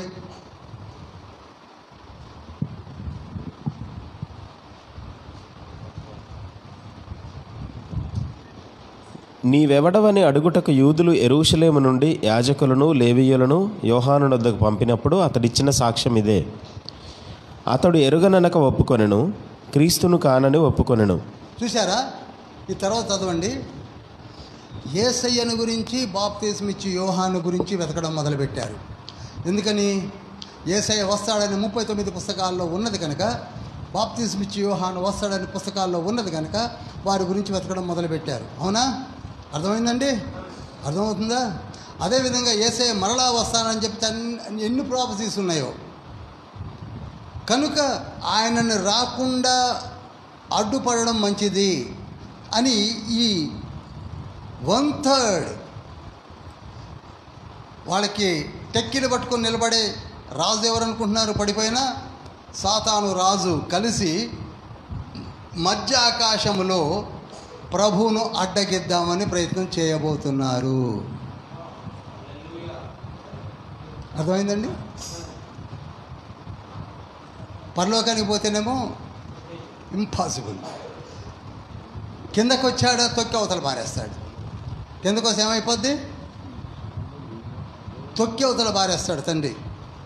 కనుక మధ్య ఆకాశంలోనే ఏదో ఒకసారి గాబ్రియేలు దూతను ఆపుతాడు. గుర్తుందా? దానియేలు గ్రంథం 10వ అధ్యాయం విన్నారండి? దానియేలు గ్రంథం 10వ అధ్యాయం 15వ వచనంలో, నీవు ప్రార్థన మొదలుపెట్టినప్పుడే, నువ్వు ఉపవాస దీక్ష మొదలుపెట్టిన మొదటి రోజునే నేను బయలుదేరుతుంది, కానీ నన్ను ఆపు చేశారు కనుక, ఆపు చేసింది ఎవరో అది సాతానుడే కనుక ఆగిపోయాను. ఎందుకంటే ఆయన దూత కనుక ఆగిపోయాడు. యేసయ్యను ఆపగలరా? చెప్పండి. ఈ దూతలందరూ కలిసి ఆపగలరా? ఆపలేరు. అందుకే ఒక రెఫరెన్స్ మీకు చెప్తాను చూడండి. యెషయా గ్రంథం 64వ అధ్యాయం 1వ వచనం చూడండి. 64:1. గగనము చీల్చుకొని నీవు దిగివచ్చెదవుగాక. చాలండి. గగనము చీల్చుకొని దేవుడు రావాల్సిన అవసరం ఏంటి? అర్థమైందండి? అసలు యేసయ్య రావాలంటే గగనాన్ని చీల్చుకోవాలనా? ఇప్పుడు నేను వెళ్ళాలంటే ఈ అడ్డుదాన్ని తొలగించుకుంటేనే కదా బయటికి వెళ్ళాలి. సృష్టి మొదలు నుంచి దేవుడు ఎన్నిసార్లు దిగి వెళ్ళాడు? ఆదాము దగ్గరికి ఎన్నిసార్లు వచ్చాడు? నోవా దగ్గరికి ఎన్నిసార్లు వచ్చాడు? అబ్రహాంతో మాట్లాడాడు, ఇస్సాకుతో మాట్లాడాడు, మోషేతో మాట్లాడాడు, మనాహతో మాట్లాడాడు. వస్తున్నాడు పోతున్నాడు. కానీ ఇక్కడ గగనము చీల్చుకొని రావాల్సింది ఏంటంటే, కంప్లీట్గా అడ్డు ఉన్నటువంటి సాతాను శక్తులను చీల్చుకుంటూ వస్తాడు. హల్లెలూయా, హల్లెలూయా. ఏ పవర్ ఆపలేదు. అందుకే ఆయన ఓమ్నిపోటెంట్ గాడ్.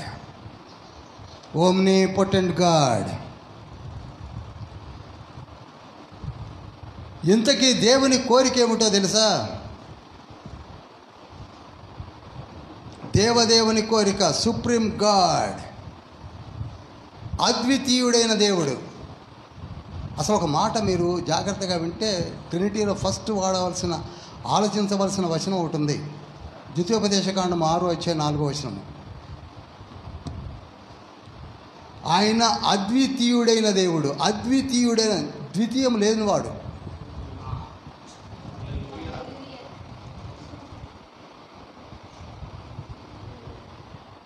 అద్వితీయుడనగా ద్వితీయము లేనివాడు. అందుకే యెషయా గ్రంథం 43వ అధ్యాయం 10వ వచనం కావచ్చు, యెషయా గ్రంథం 44వ అధ్యాయం 6వ వచనం కావచ్చు. ఇక్కడంతా కూడా ఆయన అద్వితీయుడైన దేవుడు. యెషయా 43:10, 44:6, 1 తిమోతి 6:16. ఆయన అద్వితీయుడైన దేవుడు. ఇశ్రాయేలు వినుము అంటాడు 5వ వచనంలో. బాగా విను. మన దేవుడు ఎవరండి? అద్వితీయుడైన దేవుడు.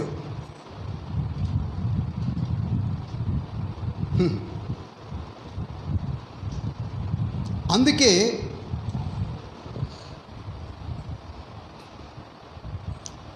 ఆ అద్వితీయ దేవుని యొక్క ప్రతిరూపమైన వాక్యమైన దేవుని యొక్క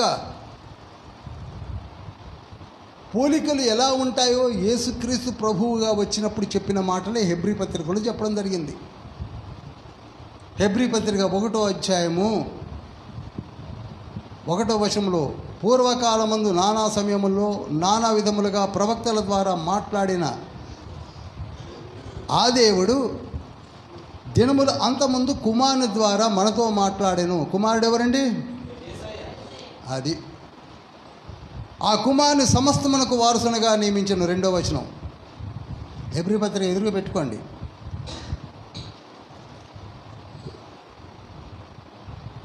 మూడవ వచనము, ఆయన దేవుని యొక్క మహిమ యొక్క తేజస్సు, ఆయన తత్వము యొక్క మూర్తిమంతమై ఉండి, he is just like God of Almighty. అద్వితీయుడైన దేవుడు ఎలా ఉన్నాడో యేసుక్రీస్తు ప్రభువారు కూడా అలానే ఉంటాడు. ఆయన మహిమ, ఆయన తేజస్సు, ఆయన తత్వము, ఆయన ఆకారము, ఆయన పోలిక, ఆయన మహత్తు గల మాట అన్నీ కూడా ఎలా ఉంటుంది? అద్వితీయుడైన దేవుని వలె ఉంటుంది.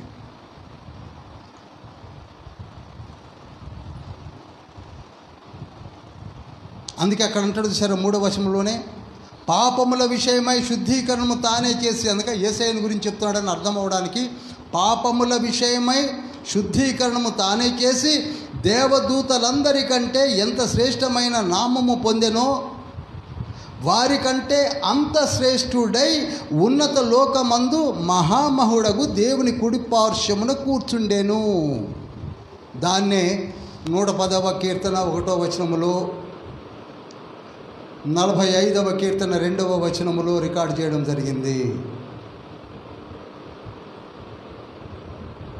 5వ వచనంలో, ఏలయనగా నీవు నా కుమారుడవు, నేడు నిన్ను కనియున్నాను అని ఏ దూతతో ఎప్పుడు చెప్పలేదు. అంత చక్కగా కీర్తన 2:7 యొక్క ప్రాఫెసీ ఇది.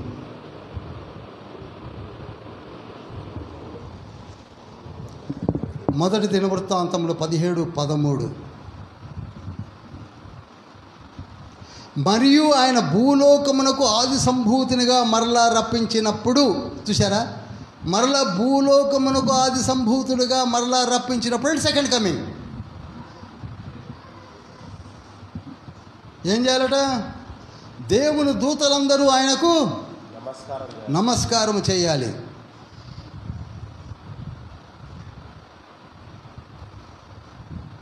కీర్తన 97:7, ద్వితీయోపదేశకాండం 32:42,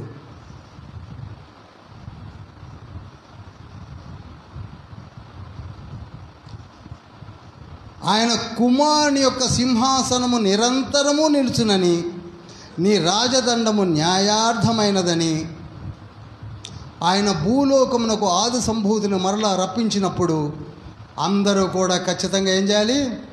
నమస్కారము చేయాల్సిందే.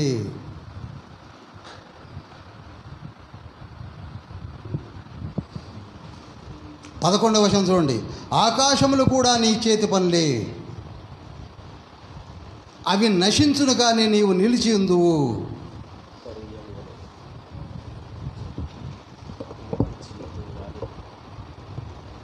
ఇంతకీ దేవుని యొక్క అద్వితీయుడైన దేవుడు ఎల్ ఎల్యాన్, ఎల్ షద్దాయ్, ఆయన కోరిక ఏమిటనగా తన రూపము తీసుకొని తనలో నుంచి స్ప్లిట్ అయి వచ్చుతున్నటువంటి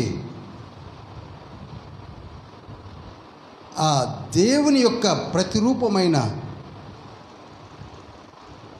వాక్యమైన దేవుడు, ఆయనే యేసు నామమున భూమిపైకి వచ్చిన దేవుడు. తండ్రి యొక్క కోరిక ఏమిటనగా, నాకు ఎంత మహిమ ఘనత ప్రభావం మీరు ఇస్తున్నారో, same privilege has to be given to the Son of God. Hallelujah. ఏమాత్రం తక్కువైనా నేను ఒప్పుకోను. అందుకే కీర్తన 2:12లో నా కుమారుని మీరు ముద్దు పెట్టుకోవలసిందే.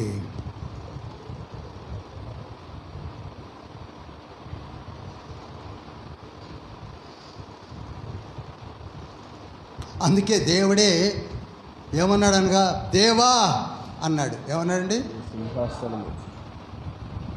దేవుడే, నా దేవుడే. దేవునితో ఉన్నాడు, దేవా నీ సింహాసనములు నిరంతరము నిలుచును అన్నమాట ఎవరన్నారు? దేవా అని పిలిచింది ఎవరు? దేవుడే పిలుస్తున్నాడు. దేవా నీ సింహాసనము నిరంతరము నిలుచును. మరలా ఏమంటున్నాడు? ప్రభువా నీవే ఆది అందు భూమికి పునాది వేసితివి, ఆకాశములు నీ చేతి పనులే, నీవు ఏకరీతిగా ఉన్నావు, నీ సంవత్సరములు తరగవు తరగవు.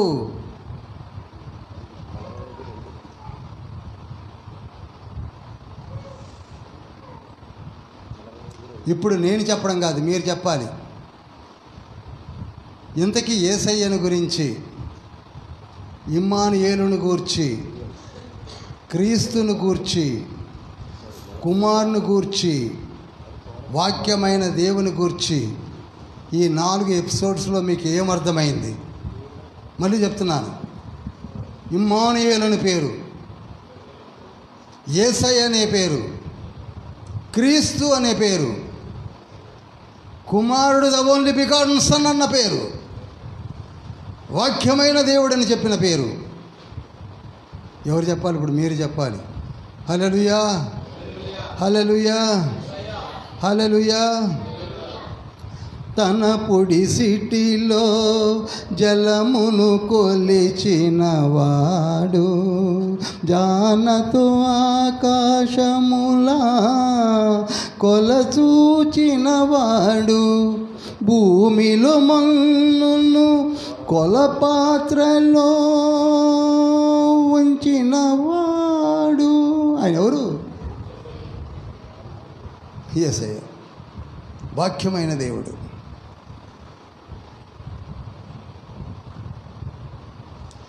ఇప్పుడు ఈ యేసయ్య ఎలా రాబోతున్నాడు? బుక్ ఆఫ్ మ్యాథ్యూస్లో మనం ధ్యానించబోయేది అది. 39 పుస్తకాల్లో 4 పార్ట్లుగా మనం ధ్యానించినటువంటి ఈ తండ్రి ఎలా రాబోతున్నాడు?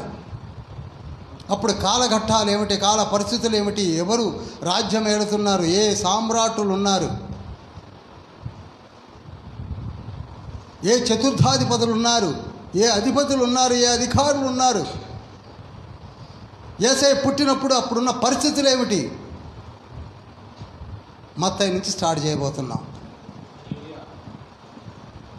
దానిలోనికి వెళ్ళే ముందు ఈ 4 ఎపిసోడ్స్ను మరొక మారు ధ్యానించండి, నోట్ చేయండి, చదవండి. సాతాను ట్రిక్కీగా చేసినట్టు ప్రతి విషయాన్ని మనం ధ్యానించాం. యేసయ్యను రావద్దని ట్రై చేస్తే యేసయ్య ఎలా వచ్చాడో ధ్యానించబోతున్నాం. అందరం లేచి నిలబడదాం. లేచి నిలబడండి.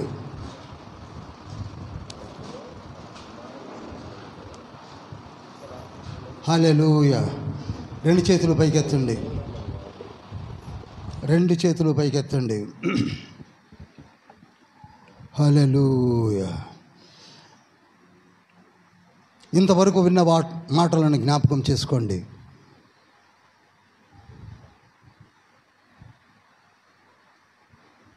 ముప్పై 39 పుస్తకాల్లో యేసుక్రీస్తు ప్రభువు వారిని గురించిన వివరణ, యేసయ్యను రాకూడదని చేసిన ప్రయత్నము, యేసయ్య జన్మించిన విధము, ఆ తర్వాత సాతానుడు ప్రేరేపించి సిలువ వేయించబడుటకు జరిగిన విధము, పునరుద్ధానుడై తిరిగి లేచి తండ్రి కుడి పార్శ్వమున కూర్చొని తిరిగి మరలా వచ్చుట కొరకై యేసుక్రీస్తు ప్రభులు వారు సిద్ధంగా ఉన్నాడు. మనము సరిగ్గా ధ్యానించినట్లయితే, అందుకే అంటాడు కదా, 1 తెస్సలోనికలకు రాసిన పత్రిక 5వ అధ్యాయము 1 నుండి 5 వచనాల్లో, ఆయన వచ్చుట మీకు తెలుస్తుంది, ఎందుకనగా మీరు చీకటిలో ఉన్నవారు కారు, మీరు వెలుగు సంబంధులు కనుక వెలుగు సంబంధులు ప్రార్థనలు చేస్తూ ప్రభు యొక్క రాకడ విషయమై తెలుసుకుంటారు కనుక, మనము కూడా చీకటి సంబంధులు, చీకటి శక్తులతో గడిపిన కాలము చాలు. ఇంతవరకు మనం వారి వెనక తిరిగిన కాలము చాలు. వారి ట్రాప్స్లో నలిగిపోయిన కాలము చాలు. ఇప్పుడు వెలుగు సంబంధులుగా జీవించండి. 2025లో మారండి అని తండ్రి చెప్తున్నాడు. మారండి. ఆ మార్పు కొరకే నేను దిగి వచ్చాను. మీరు మారాలనే నేను చనిపోయాను. నా రక్తమును చిందించింది. ఆ రక్తముచే మీ ప్రతి పాపమును కడిగి వేయబడి పరిశుద్ధపరచబడి మిమ్ములను పరలోకములోనికి పరలోక వాసులుగా తీసుకొని వెళ్ళాలని నేను వచ్చాను. అంధకార దుష్ట సమూహము మిమ్మల్ని ఏమీ చేయలేదు అన్నాడు ఎఫెసీయులకు రాసిన పత్రిక 2వ అధ్యాయము 1 నుండి 4 వచనాలలో. ఎందుకనగా మీరు కృపచేత రక్షించబడి ఉన్నారు. మీరందరూ పరలోకములో నాతో పాటు కూర్చుంటుటకు సిద్ధపరిచిన సింహాసనములు సిద్ధముగా ఉన్నవి. అంత గొప్ప ఆధిక్యతనిచ్చిన తండ్రి మనకు ఉన్నాడు. వీటిని మనం ధ్యానించలేకపోతున్నాం. ఈ లోకములో ఇంకా అంధకార దుష్ట సమూహముతో తిరుగుతున్న వారులారా, లేవండి, లేవండి. జ్ఞానమును మనకి ఇవ్వబోతున్నాడు. ఆ జ్ఞానము కొరకే బైబిల్ స్టడీస్ని తండ్రి కండక్ట్ చేస్తున్నాడు ప్రపంచమంతటా. ఆ జ్ఞానము లేకనే నా జనులు పాడైపోయారు అని చెప్పాడు కదా. హోషేయ గ్రంథము 4వ అధ్యాయం 6వ వచనము, యెషయా గ్రంథము 5వ అధ్యాయం 13వ వచనములో జ్ఞానమునకు మూలాధారమైన వాడే యేసుక్రీస్తు ప్రభువుల వారు. If you pray, if you pray, if you pray, నీకు జ్ఞానాన్ని ఇవ్వడానికి తండ్రి సిద్ధంగా ఉన్నాడు. జ్ఞానముకే మూలాధారమైన వాడు, న్యాయముకే ఇలా నిలయమైన వాడు, జ్ఞానముకే ఇలా మూలాధారమైన వాడు, న్యాయముకే ఇలా నిలయమైన వాడు, ఆదియు అంతము తానైన వాడు, ఆదియు అంతము తానైన వాడు, అద్వితీయుడగు సత్యదేవుడు, ఆయనకిదే మా స్తోత్రగానము, ఆయనకిదే మా స్తుతిగానము, యుగ యుగములకు సజీవుడగు మా యేసునికిదే మా స్తోత్రగానము, యుగ యుగములకు సజీవుడగు మా యేసునికిదే మా స్తోత్ర. అటువంటి తండ్రి మన కొరకు దిగి వచ్చాడు. ఆయనే సిలువలో వేలాడాడు, శ్రమలను భరించాడు. మన కొరకై మన పాపం నిమిత్తమై తనపై వేసుకున్నాడు. గలతీ పత్రిక 3వ అధ్యాయం 14వ వచనంలో ఉంటుంది. అంతటి త్యాగశీలిని మనం గమనించలేకపోతున్నాం. నరరూపిగా ఇలా ధరకే తెంచినవాడు,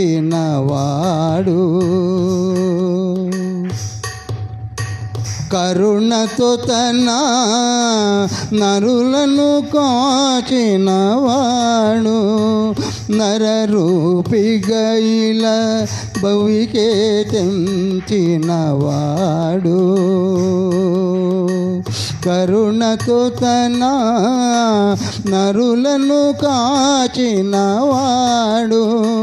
సిలువలో ప్రాణము బలిగా పెట్టినవాడు,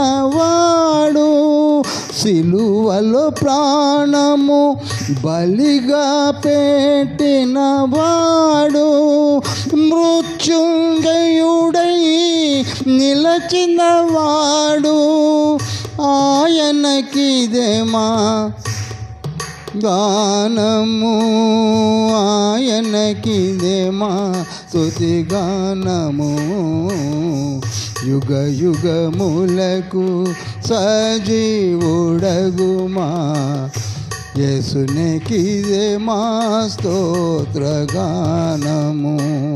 తరతరములకు తండ్రి అయినా ఆయనేనండి. తరతరములు ఆయనే తండ్రి, తరతరములు ఆయనే తండ్రి. యెషయా గ్రంథము 9వ అధ్యాయం 6వ వచనము. యూదా పత్రిక 1వ అధ్యాయము 24, 25 వచనాల్లో ఆయన తరతరములు ఉండబోయే తండ్రి. ఆయనే యేసునాథుడు, ఆయనే వాక్యమైన దేవుడు, ఆయనే ఇమ్మానుయేలు, ఆయనే క్రీస్తు అని పిలువబడ్డాడు, ఆయనే ప్రభువు, ఆయనే ఆయనే ఆయనే. గట్టిగా చప్పట్లు కొట్టి మహింపరచండి. ఆయనే. హల్లెలూయా. దేవదూతలు సైతము ప్రతిగానములు చేస్తున్నది ఆయన కొరకే. ఆయనే దేవుడు, ఆయనే నిత్యుడగు తండ్రి, ఆయనే ఆయనే. ఏమంటున్నాడో తెలుసా? నీవే వధింపబడిన వాడవై నీ రక్తమిచ్చి ప్రతి వంశములోనూ, ఆయా భాషలు మాట్లాడు వారిలోనూ, ప్రతి ప్రజలోనూ, ప్రతి జనములోనూ దేవుని కొరకు మనుష్యులను కొని వారు భూలోకమందు ఏలుదురని పాట పాడుతున్నారు. భూలోకమందు ఏలేవారు ఎవరో కాదు, మనమే. హల్లెలూయా. ఆ రక్తములో కడగబడిన మనమే.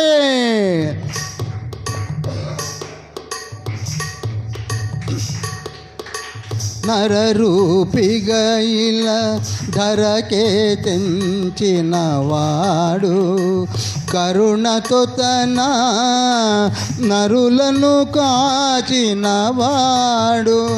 అందరం కూడా గట్టిగా చప్పట్లు కొడుతూ యేసయ్యా, యేసయ్యా, యేసయ్యా, నీవు దిగి వచ్చావు. నీవు ప్రవచన పురుషుడవు, నీవు యుగ పురుషుడవు, శక పురుషుడవు, దేవుని ప్రతిరూపము. నీవే మాకు కావాలి, నీవే మాకు కావాలి. నీవే మార్గము, నీవే సత్యము, నీవే జీవము. యేసయ్యా, యేసయ్యా, యేసయ్యా.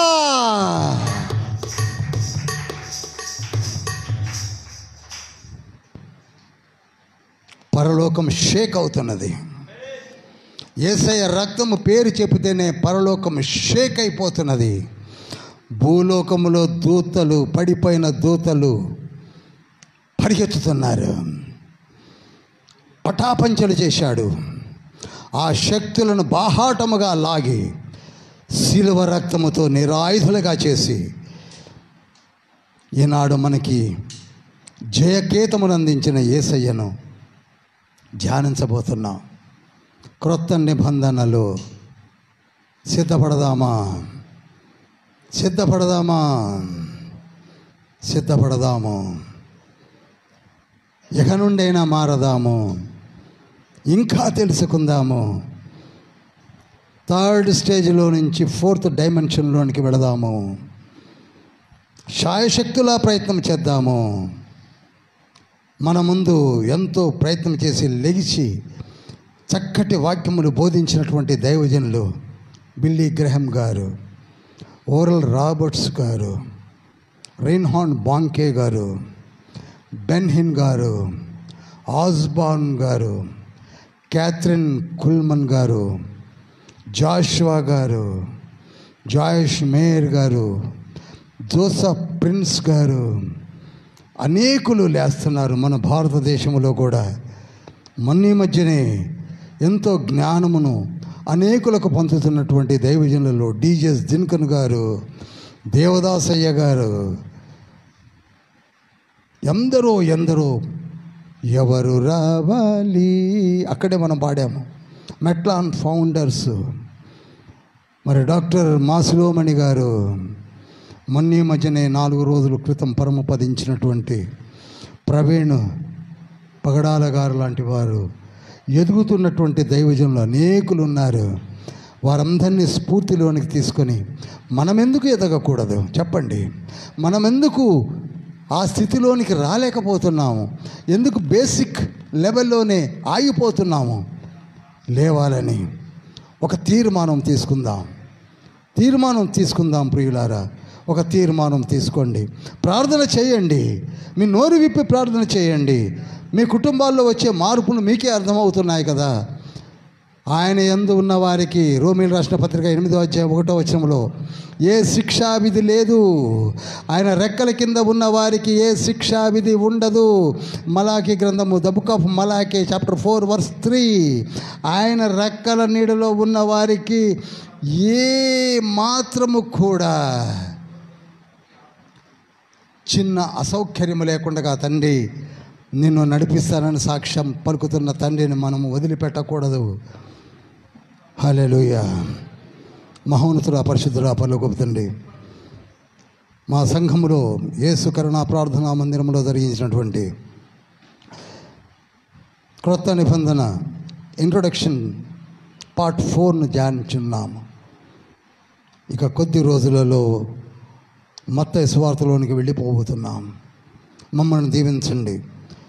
ఒక డిటర్మినేషన్ తీసుకొని ఒక డిసిప్లిన్లోనికి వచ్చి మేము కూడా మీ పాదముల చెంత ఎదగాలని ఒక తపన కలిగి మరొక ఎజ్రా వలె, మరొక జీనా వలె, మరొక అపోల్లో వలె, మరొక పౌలు వలె, మరొక తిమోతి వలె, మరొక తీతుకు వలె, మరొక తుకికి వలె, మరొక ఒనేసిము వలె,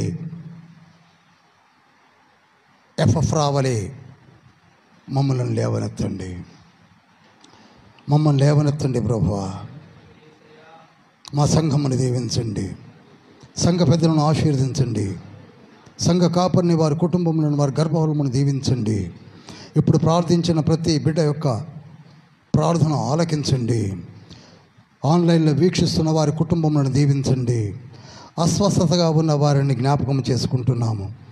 ఐసీయూలో ఉన్నవారు, మరి ముఖ్యముగా ప్రభువా, ఇక మాకు స్వస్థత లేదేమో అని నిరాశపడిన వారికి ఇన్స్టాంట్గా ప్రభువా మీ యొక్క స్వస్థత వారికి అనుగ్రహించండి. వాళ్ళని లేవనెత్తండి, ఇంకా బలంగా వాడుకోనండి. మేము మీ బిడ్డలమని సాటి చెప్పే గొప్ప సాక్షి సమూహమును మీరు ఏర్పరచుకోండి. ఈ బైబిల్ స్టడీని ఆశీర్వదించండి. రాబో దినముల్లో మీరే మమ్మల్ని ఎత్తిపట్టి మా ద్వారా ఈ నిత్యరాజ్య సువార్తను అనేకులకు పంచుటకు మీరు లేవనెత్తుతున్నటువంటి ప్రవక్తలను, ప్రవక్తినులను, కాపర్లను, అపోస్తులను, ఉపదేశకులను లేవనెత్తమని ఈ చిన్ని ప్రార్థన మీ బంగారు పాదము చెంతకు చేర్చుకోనమని యేసయ్య పరిశుద్ధ నామంలో అతి వినయంతో వేడుకుంటున్నాం పరమ తండ్రి. ఆమెన్. పరలోకమందున్న మా తండ్రి, నీ నామం పరిశుద్ధపరచబడును గాక, నీ రాజ్యం వచ్చును గాక, నీ చిత్తం పరలోకమందు నెరవేర్చబడి ఉన్నట్లు భూమి యందు నెరవేర్చబడును గాక. మానవుని ఆహారం నేడు మాకు దయచేయము. మమ్మ శోధన కాక దృష్టి నుండి తప్పించుము. ఎందుకనగా రాజ్యము, శక్తి, మహిమ నిరంతరం నీవైనవి తండ్రి. ఆమెన్. యేసుక్రీస్తు ప్రభువుల వారి యొక్క కృపయు, తండ్రి అయిన దేవుని ప్రేమయు, పరిశుద్ధాత్మ యొక్క సహవాసము మనకును సర్వ ప్రపంచములకును సార్వత్రిక సంఘమునకును తోడై నీడై ఉండునుగాక. ప్రభేశ రక్తమే జయము, ప్రభేశ నామే జయము, ప్రభేశ రక్తమునికే సంపూర్ణ విజయము కలుగునుగాక. Praise the Lord. హల్లెలూయా. అందరూ కూర్చోనండి. ఒక 2 నిమిషాలు ఒక ప్రకటన ఉన్నది. ఆ ప్రకటన అనంతరం మనం వెళ్ళవచ్చు. క్రొత్త నిబంధనకు సంబంధించిన మనం ఇంట్రడక్షన్ పార్ట్ 4 క్రొత్త నిబంధన బైబిల్ స్టడీ అధ్యయనం కొరకు వినూత్నంగా యేసు కరుణా సువార్త మందిరం గారు ఒక దరఖాస్తు ఫలాన్ని